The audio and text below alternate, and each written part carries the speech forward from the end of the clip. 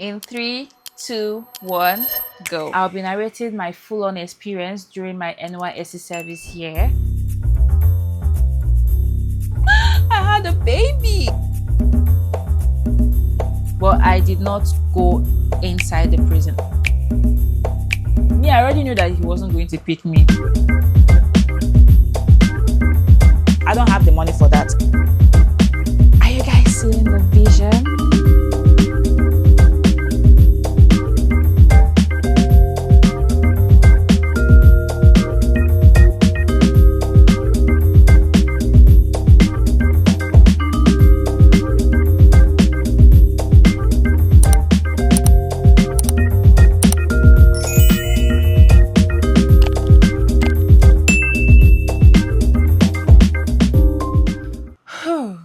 Where do I start? Welcome back to my YouTube channel. This is Jerry Miriam, and if you are new here, please do well to subscribe, like my video, and let me know your opinion in the comment section. Let's cut to the chase. I'll be narrating my full-on experience during my NYSC service year. For context sake, NYSC means National Youth Service Corps.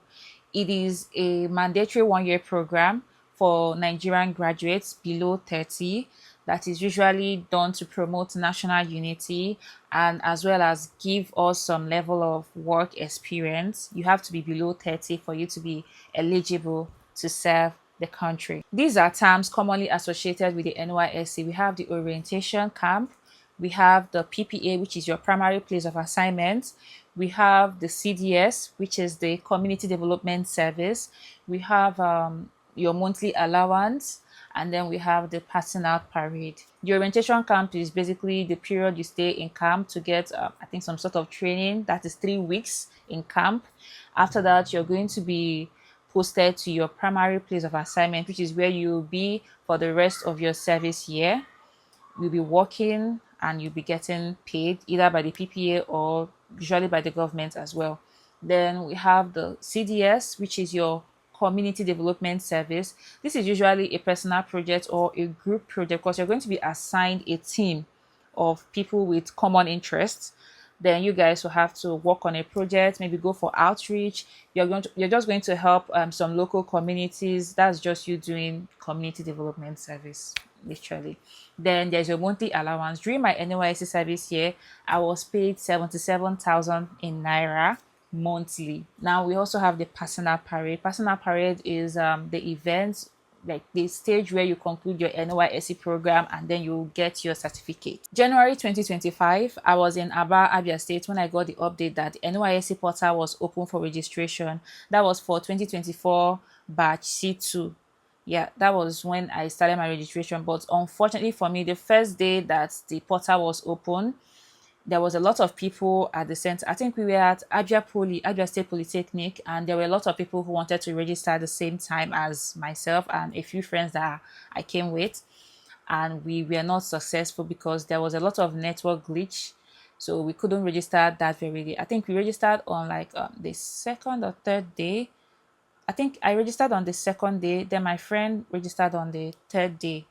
So after the registration, I traveled back to my base in Anambra State, and then I had to wait. I was told that the people that were lucky enough to register on the first day, we are going to be moved to batch 2024 batch C2, and then the ones who were not lucky enough to be on that batch, we are going to be moved to 2025 A1. So I was part of the people who was moved to 2025 A1. That was it. And I was grateful for that because I wasn't even ready to start the whole procedure, the whole program as of then, because I need to be mentally prepared for NYSC. I mean, fast forward to the third week of April 2025, we got notified that our call-up number was out and everybody expected to be posted, of course. Luckily for me, I was posted to the east in Anambra State precisely, and our orientation camp was at Mbauku. Yeah, Mbauku, that was where the orientation camp was. I transported myself to the camp to do my registration. I got there. I arrived there with nothing. I did not go there with anything. My bag, my bucket, all those things. I did not go there with any of them because I was very confident that I wouldn't be staying in camp. I was so confident that I'll be getting an exit. So my brothers and sisters, I got to the camp. I did my registration. Already, I arrived at camp with my medical report because I wasn't medically fit to be in camp. I was not feeling too well. I had a medical checkup coming up, and it was around the period that I'll be in camp for. So I needed to get an exit away from camp. Now, I was just very scared. I was still prayerful. I honestly cannot remember the full process, but all I know is that I registered, I did my turn printing, and then I got assigned to platoon 4. Wait, hold on, let me confirm the platoon group that I was assigned to. I was in platoon 4. I was assigned to platoon 4 in NYSC camp. That was where I was given my NYSC full kit, like my wear. I was given my shoes, my whites on white, my khaki, my cap, my jungle boots, socks, and all that. After I got those, because I think they ran a very strict procedure there. They were like, short, they were just giving me things randomly. They weren't even confirming that this was my size when they were giving it to me. Like I got a very big size of boots. My shoe size is 39-40. Now, why are these people giving me 44-45? Am I a man? Am I a giant? What, I don't understand. So I told them that please, ma, please, sir, this is not my shoe size. That could they please change it for me? They told me no, that I will have to look for my fellow platoon members and I could switch shoes with them. Maybe I could look for someone that is my shoe size and maybe has a bigger size. We could swap. I was like, how is that going to be possible? Isn't that too much work? Because during your camp registration, you are meant to state your shoe size, your body size, your height, and all that. And I did all those things. So why are these people giving me a shoe size bigger than my actual shoe size? So I complained. They gaslighted me and told me that I'll have to look for my platoon members who has a bigger size than mine and we could swap. I just took the shoes and luckily for me, the NYSC khaki that they gave me was my size. Although the jacket was too big, but I could manage that, right? I had to meet my platoon officer. I told him, sir, I won't be able to stay in camp because of my health. He asked for my medical health report. I gave it to him. This man looked at it and looked me then in the eye and told me that I don't look sick. Okay, fine. Even if physically I look like I'm okay, but my medical report here says that I am not medically fit to stay in camp. Why can't you grant me an exit? I had to literally start begging this man to please let me go. This man refused. I started begging this man. This man had to use me, not like use me. Like he started like sending me on errands, told me to go to my market and get something for him. I should go here, I should do this. I was just doing everything. Granted that I get what I want at the end of the day. Time was running out, and I knew that if I should spend a night in camp, I don't know how I was going to cope because I did not come with anything. I did not come with as little as a bucket or a toothbrush. I did not. My platoon officer made me write a letter, an exit letter, he called it. I wrote the letter stating the reason why I had to leave camp, and then I did that. He collected it, he signed on it, and I think I gave it to, I don't know, I think someone that was representing the state coordinator, or I can't really remember exactly, but I gave it to a military official. He signed on it as well, and then I got exit to leave camp that day. That was one hell of a day, I promise you. I had serious headache, like serious migraine, the kind of headache that as my head is pounding here, is pounding here, is pounding at the back, like I wasn't myself. Oh my god. But I was so thankful that, oh, finally I could leave camp. I found my way back to my place because I based in Oka, Anambra State. So I went back to Oka. I left Mbaku to Oka, which was like let's say roughly 30 minutes journey. So I went back to my place and I tried on my NYSC uniforms. I made some videos and sent to my family group chat to tell them that, hey, welcome the newest copper in town, your copper we. My dad was so full of himself. He was so proud because he was basically the one who pushed me to serve. At first, I didn't see the importance. I didn't see the need of going for service. I just saw it as just wasting an extra year. But then I had a different opinion by the end of my service year. 3 weeks later, we were supposed to be out of camp. we were supposed to be out of camp because I did not stay in camp, so we were supposed to be out of camp. We left camp, and that was the time for our primary place of assignment. I had no idea that you were meant to get your PPA while you were still in camp. Like if you wanted to get posted to a particular PPA that you would like to work with, that was a very great opportunity for you to, be posted there. I don't know how it works, but that was what I heard. I don't have the facts. I heard that it was a lot easier to get your preferred place, like your preferred PPA, while you were still in camp than getting it after you've left camp. I missed out on that particular opportunity. Now, what did I do? I had to go to our state secretariat to go get my I think my PPA letter. Your PPA could be an institution, it could be organization, school, university, medical centers, anything at all. When I got to the state secretariat, I met with the LGI, which is the local government inspector.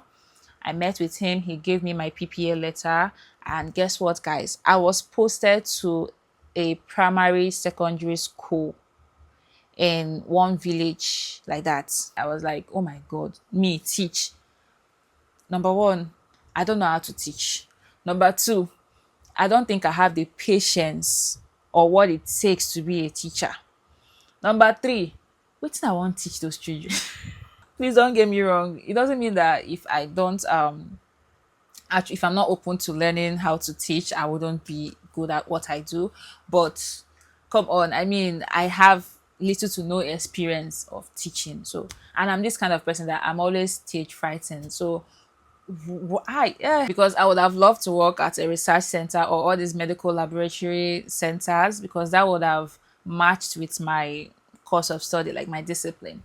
So I was like, I asked my LGI, please sir, what can be done that I don't have any teaching experience? I would love to be posted to a medical lab research center, because I had one in mind already. He told me that he can't do anything about it, that I have been posted to my PPA, so I have to answer. That is what we mean by clearing call. I was called to serve, and that was where I was posted, and I have no other choice except I could go to the school I was posted to, and if they don't need any more copper teachers, then they could reject me, and I could take the rejection slip to my LOGI, and then he could work his way around it. That was what I was told. This is the part where I even reconsidered not serving at all. I was like, is there a penalty if I abscond from NYSC? Like if I abscond from my service here? Now I got to the school, I met the headmistress. I had to come up with something. I told her that I already had somewhere that I was working and I would love to maintain that place. So if they were short-staffed,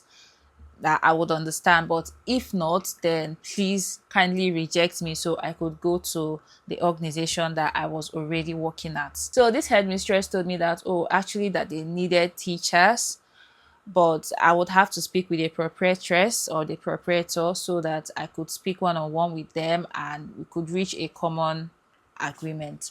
I said, okay. I got the contact of the proprietress. I went to meet her at her place. I greeted her and I told her, ma, please, I would really appreciate if you would reject me so that I could get my PPA at an organization that I already work with.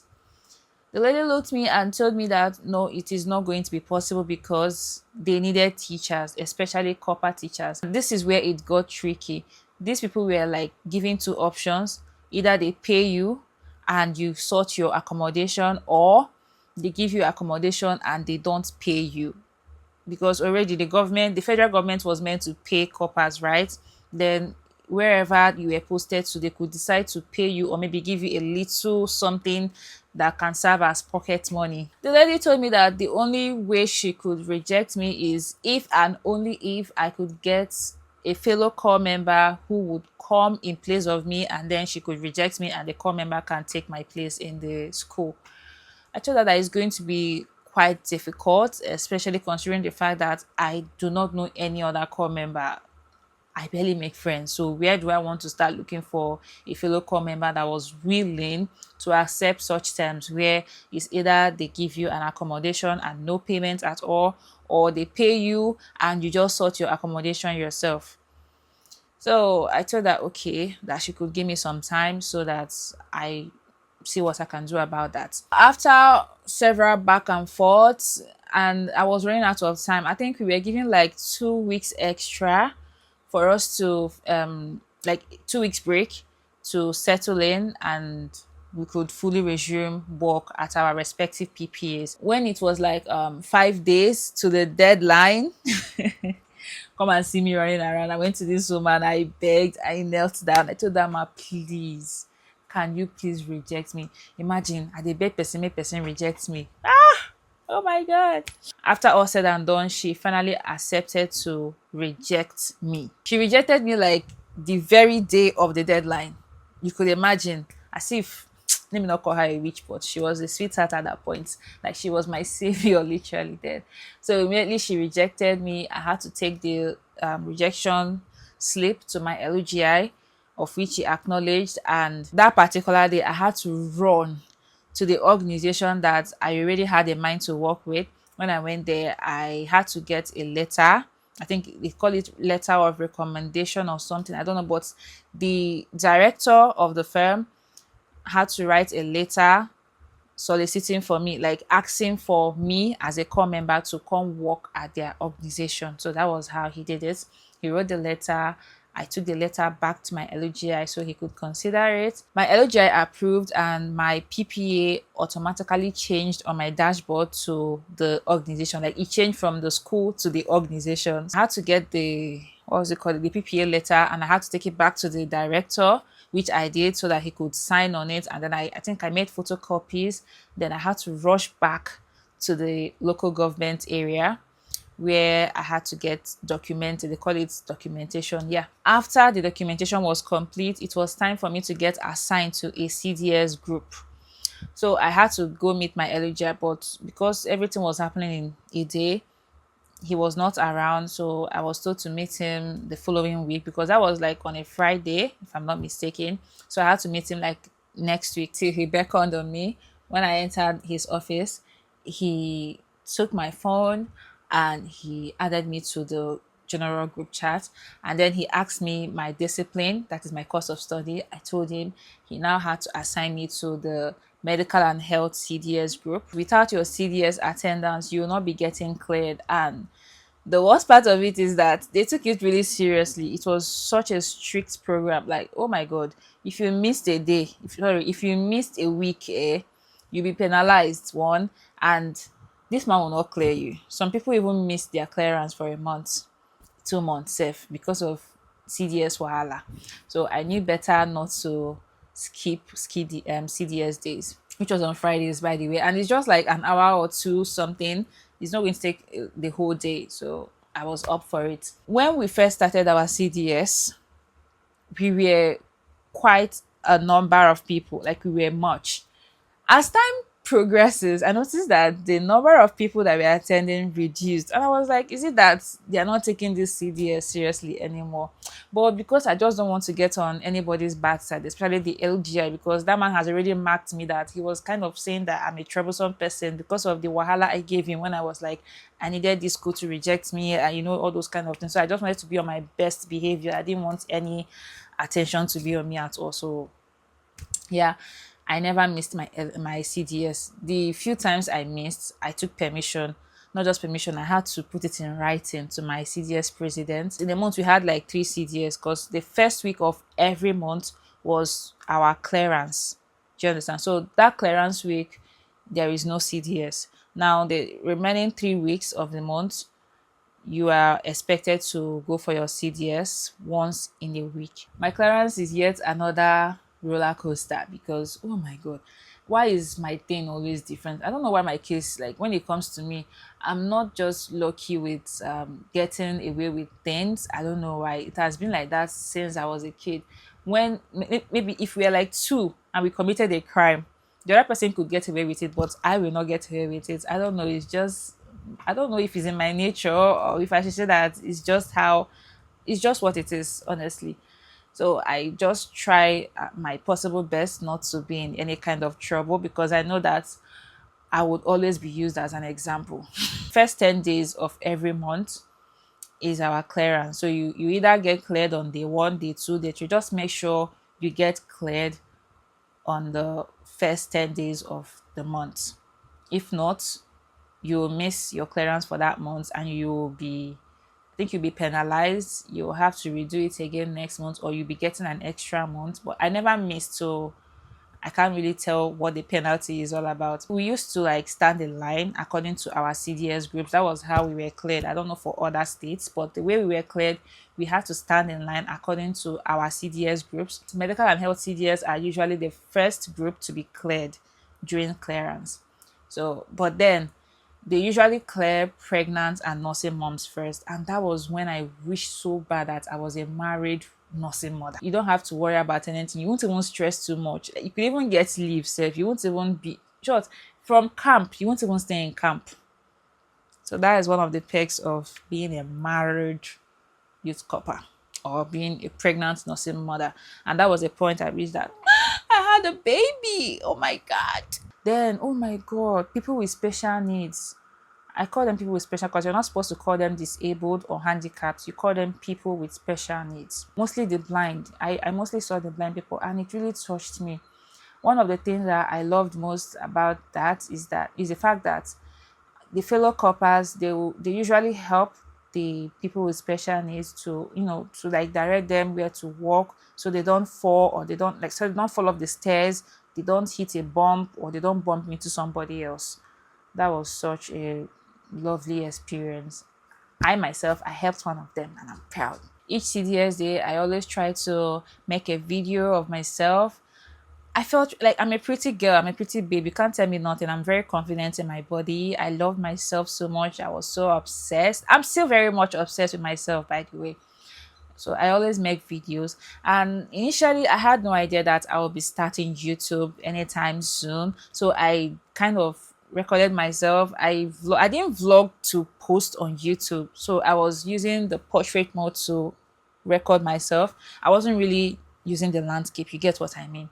So it was until I got my camera in January 2026 that I thought, oh, that's true, I had to document my NYSC service here the much I could, although it was already like the finish line. But I got something for you guys to still see, which I'll be adding the clips here before the video finishes. My CDS group had a lot of outreach within our local government. I was opportune to join one of the HIROD program, and I'll be adding the clip here in this video so you guys can see my experience.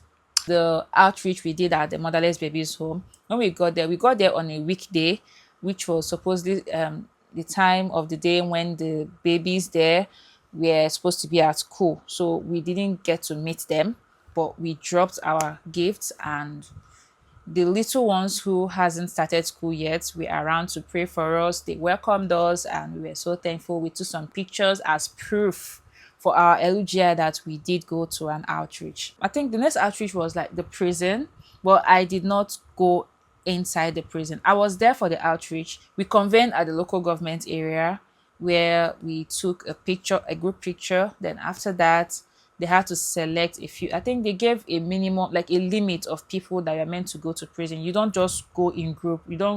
I think they're like a minimum of 15 to 20 people will be selected to enter inside. And as you're entering inside, you're entering without your phones. They'll be giving you a card to identify you as a guest, a visitor. So I was not part of those who were selected. Matter of fact, if I wanted to go, I would have been among, but I didn't want to. The next outreach we went for was inside Nnamdi Azikiwe University.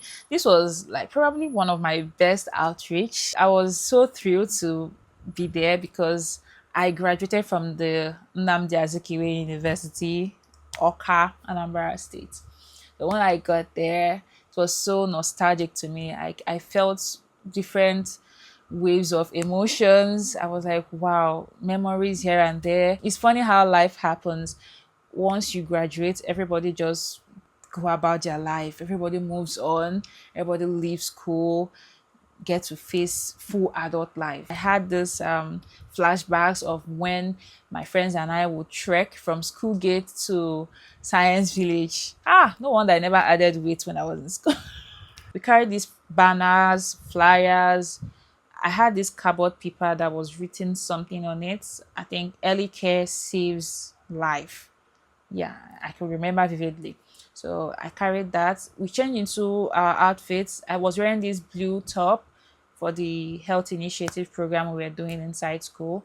So we got to the art department. I think that was where we were like creating awareness about health, how to prevent diseases, things to do. You don't self-medicate. You need to go to the hospital to get to be diagnosed before you can start your treatment. So all those things. We still went to the boys' hostel, the girls' hostel. We did a lot of things. We shared some gifts. We shared sanitary pads.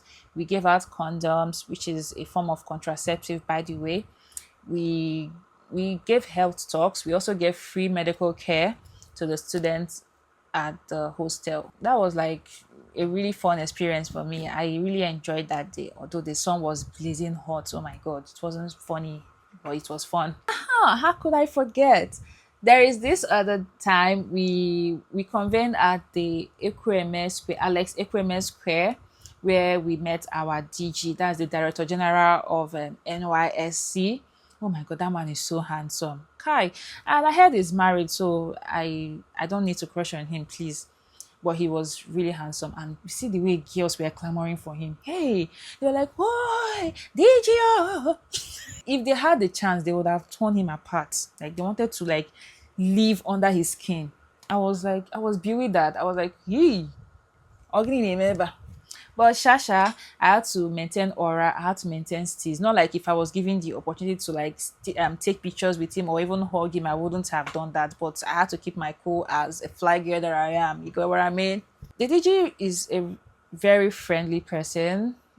I love that about him. Core members could comfortably go to him, talk to him, smile, but you have to respect. You know, respect has to be there.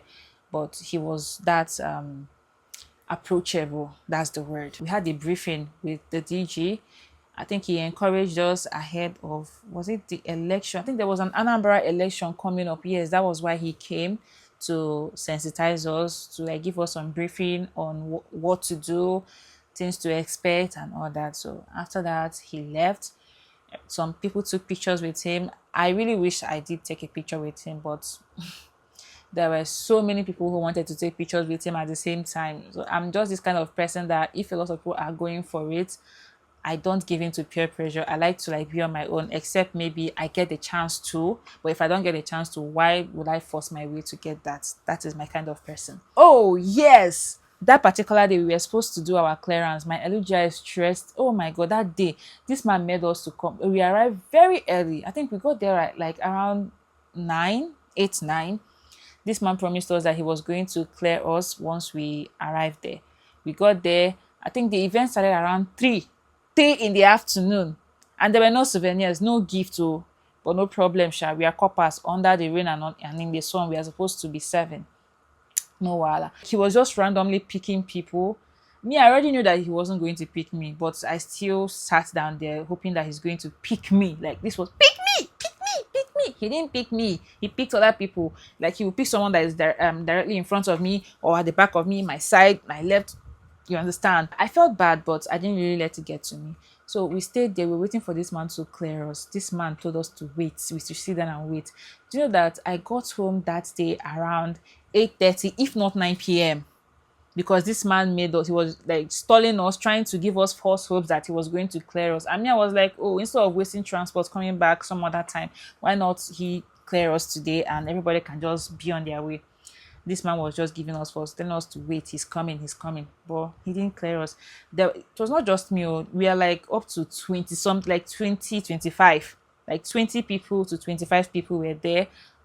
He didn't agree to clear us, so that was it. So some other time, like let me say a few days later, let me say on the last day, like the 10th day of clearance, he called us. He sent us a message on the group chat and said those who were not able to clear, you could come now.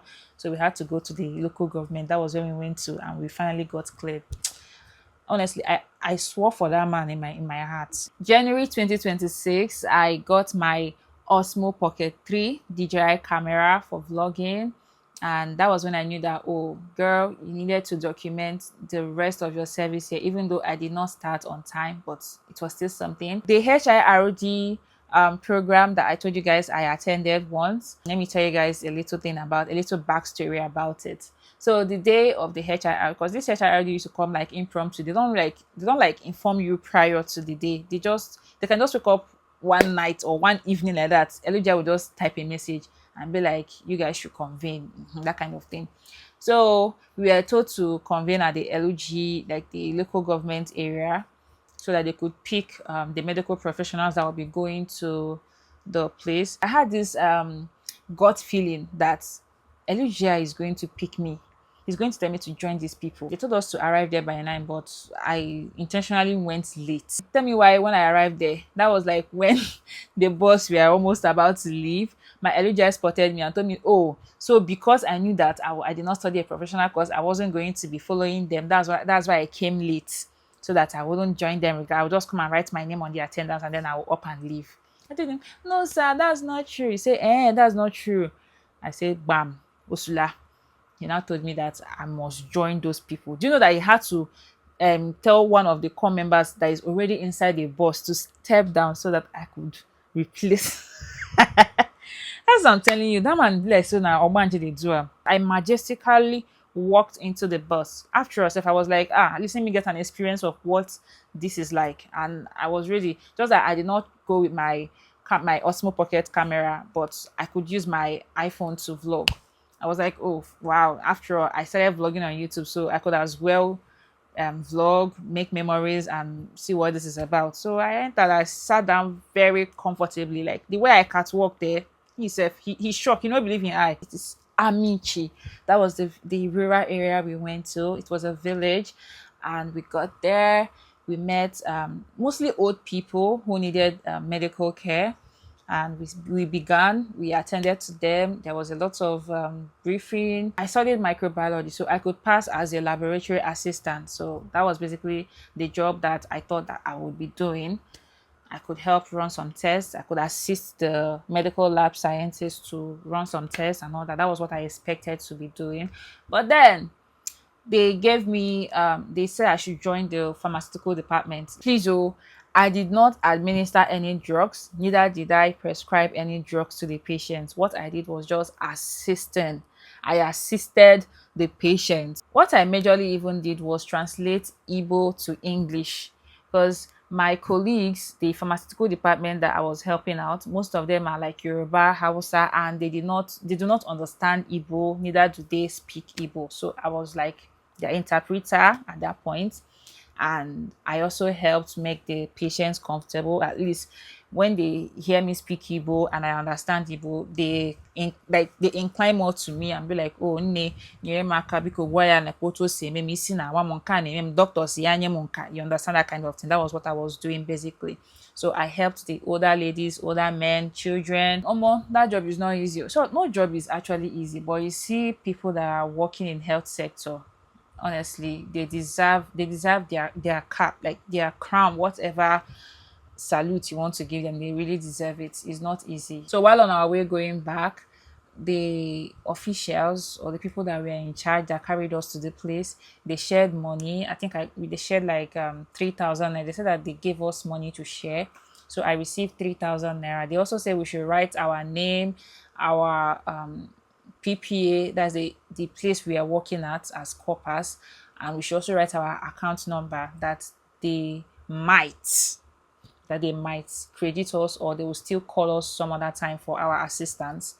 I told them that I'm not a professional. I said no, that as long as I participated here, that I'm also needed, I could be needed sometime. So I dropped my contact details and everything and my account number, hoping for alerts. I think they also shared refreshment. They shared Coca-Cola, Fanta, biscuits. Yeah, that's what they share. But I don't take carbonated drinks, so I didn't take that. I think I took one, but I did not drink it. I took it back home to give to my neighbors. So that was it for that day. The clock was ticking really fast. Before you know it, within a blink of an eye, it was already few days to our POP. Our POP was on the 31st of March 2026, and I was so excited. Oh my god. I was like, oh my god, what to do? I initially wanted to do a shoot on the POP day, but then I reasoned, if I should do the shoot that day, how would I get my pictures to post? Because I planned on getting a photographer who is going to come take pictures, but then photographer takes like she will need like 2 to 3 working days to edit your pictures and send them. So, and I will want to post it on that very day. So I was like, oh, that's true, I'll just have to go do a photo shoot. But I initially wanted to do the shoots at the venue for the POP because I wanted a natural background. But then I thought about it and I was like, well, let me just do a photo shoot at a studio. So you guys should just enjoy the video of me getting ready for my photo shoot up until the day of my POP, and I will see you guys once you're done. Hey guys, hi guys, good morning guys. So today is the morning that I will be having my photo shoot. My makeup artist friend is here already and she's setting up, and I am just feeling myself getting ready. A quick whatever this is called, this is a box. I already packed some things in here. Hold on. I'll be doing 2 outfit photo shoot today for my NYSC, and then just with this outfit that I got on Instagram that I haven't been able to wear. Actually, the dress I got on Instagram was meant to be my size. I ordered for a size L, but they gave me size M, and it's not my size. But I must still wear it. The only thing is that I won't be turning my back for the photo shoot. It's just my front view that you guys are going to be seeing. Then after that, I'll be dumping it back to my sisters. They are so lucky to have me, by the way. This thing is synthetic. Oh, make you no go food. I not get stretch out. Okay. It's not that bad though. But so pretty. All right. My neighbors. People should pardon me. I'm a crazy neighbor. Wow.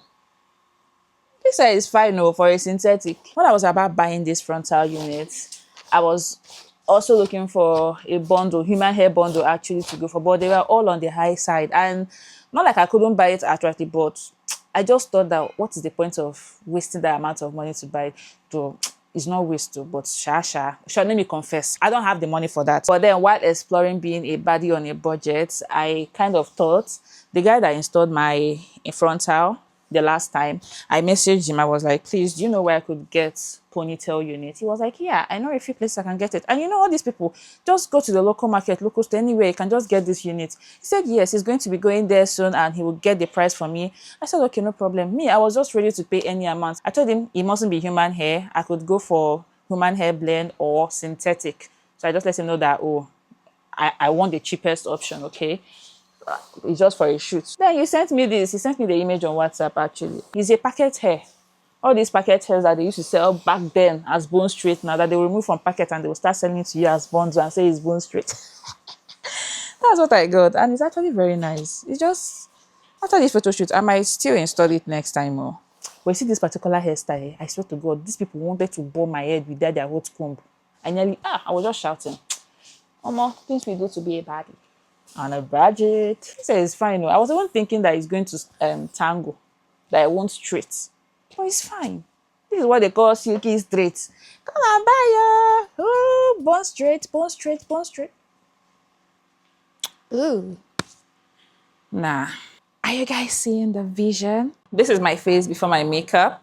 And this is what the makeup looks like after we are done. How do you guys see the makeup? I look good, right? All thanks to J Sparkle right here. It's good. Hey, Jesus, guys. Okay, guys. I love my makeup so much. But of course. So, see you guys later.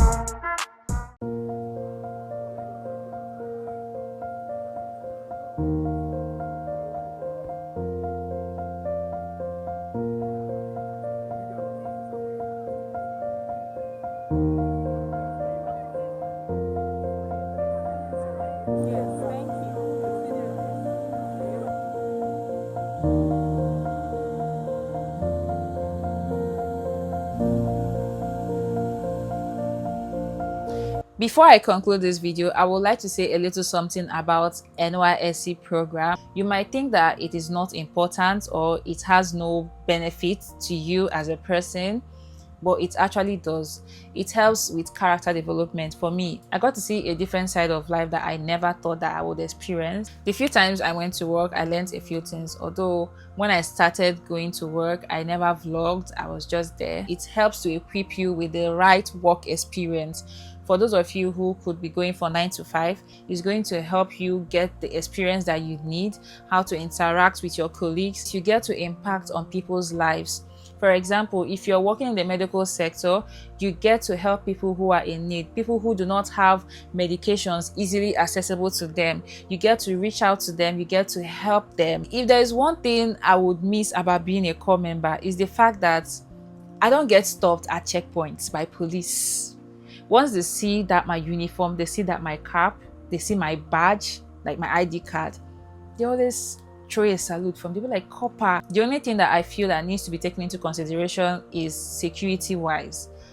We need security in the country so that we could serve the country better. The economic situation of the country should also be improved for better living of the citizens. And I will also miss 77,000 naira Alawee. I never touched my money during my service here because I had a business alongside, so my business sustained me during those period, but I intentionally did not touch my 77,000 naira because I wanted it to like pile up, and then, you know, if you don't touch your money in your savings account, you'll be getting monthly interest. But yeah, I think my money piled up to let's say almost 1 million naira. At the end of my service here, I went to the bank and I got my money. Do you guys know that within a week that money finished? My workplace, my director was a very nice person. He's like the best man to work with. Shout out to my director. I really appreciate the time, your patience, your devotion, everything. It was really nice. The few friends, I wouldn't call them friends, but the few people, the few colleagues of mine that I talked to, I smiled with, I would really miss you guys.